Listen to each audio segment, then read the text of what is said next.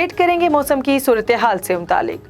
آج ملک کے بیشتر علاقوں میں موسم شدید سرد اور خشک رہے گا، تاہم کشمیر اور گردونواح میں چند مقامات پر ہلکی بارش اور پہاڑوں پر ہلکی برف باری کا امکان ہے۔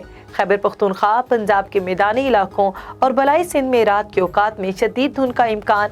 گزشتہ 24 گھنٹوں کے دوران ملک کے بیشتر علاقوں میں موسم سرد اور خشک رہا، تاہم کاکول، بالاکوٹ، زیارت، بگروٹ اور کشمیر میں بارش ہوئی۔